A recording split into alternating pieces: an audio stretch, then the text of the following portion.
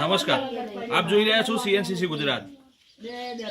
ભ્રષ્ટાચાર એ દેશનું એક એવી નસમાં ઘૂસી ગયું છે કે સામાન્ય નાગરિકો તેમાં સૌથી વધારે પીસાય છે।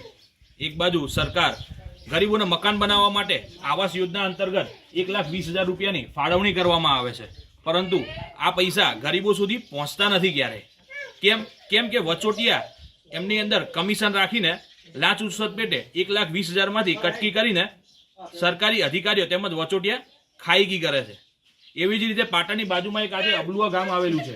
એ અબલુઆ ગામમાં તલાટી તેમજ તેમના વચોટિયા કે જેઓના માધ્યમથી પૈસાની લાંચ રૂશ્વત માગીને 1,20,000 રૂપિયાની સરકાર દ્વારા સબસિડી એનાયત કરવામાં આવેલી હોય છે। તે સબસિડી પેટે જ્યારે મકાન બનાવવાની શરૂઆત કરવામાં આવે છે, એ મકાનના પૈસા પેટે સરકાર તલાટીને પૈસા આપવામાં આવે છે કે જે પ્રમાણે કામ થાય તે પ્રમાણેનું કામ બતાવીને તે પૈસા પાર્ટ પેમેન્ટની અંદર ગરીબો સુધી પહોંચાડવામાં આવે છે, પરંતુ આ પૈસા તેમના સુધી પહોંચતા નથી અને વચ્ચેના વચોટિયા પૈસાની ખાઈગી કરીને પૈસા ગરીબો જોડેથી છીનવી લે છે। જો 40,000ની સબસિડી પાસ થઈ હોય તો એ સબસિડી પેટે એમના સુધી 20,000 રૂપિયા પહોંચાડવામાં આવે છે, જ્યારે 20,000 રૂપિયા વચોટિયા પૈસા લઈને ખાઈગી કરી નાખે છે। તો વધુ વિગત આપણે આ ગામના અબલુઆ ગામની અંદર આવે છે કે તેમના માજી સરપંચ અને તલાટી સાથે મળીને આ લોકોના પૈસા પડાવી લીધા તેવું તેમનું કેવું થાય છે। તો તેમને કેવી રીતે પૈસા માગ્યા અને કેવી રીતે પૈસાની ઉઠાંતરી કરવામાં આવી છે તે સમગ્ર વિગત આપણે મેળવીએ। સોનજીભાઈ અમારી સાથે જોડાયેલા છે।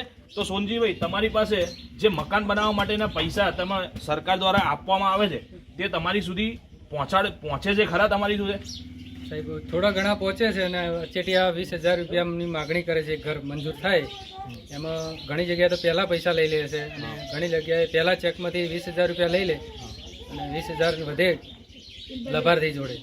લાભાર્થીને 20,000માં અભડાય બરોબર ઘર લાવવાનું હોય, અભડાઈ લેવલનું કામકાજ થઈ ગયું હોય તો બીજું કામ કરવા માટે તમે પૈસા કેવી રીતે મેનેજ કરો છો?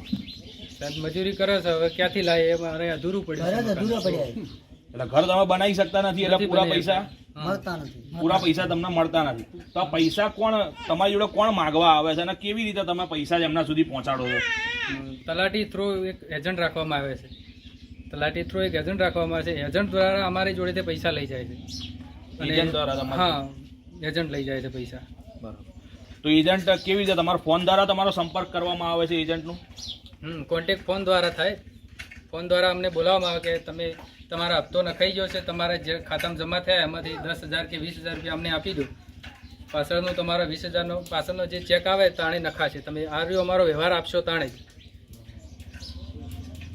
તો પૈસા તમે એમને કેવી રીતે આપો છો? રોકડા આપો છો કે એમના ખાતામાં આપવામાં આવે છે? મેં રોકડા આપ્યા છે। રોકડામાં 10,000 રૂપિયા રોકડા આપ્યા છે। લગભગ ગામમાંથી કેટલા પૈસા એ લોકોએ અત્યારે થોડા કરીને કેટલા પૈસા લીધા હશે અંદાજે?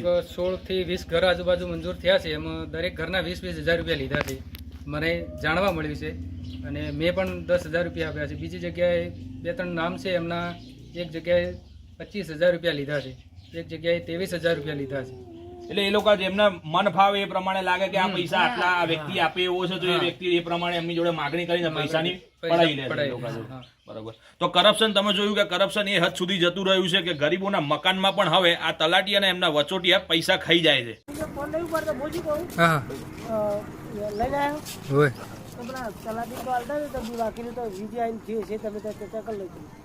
તલાટી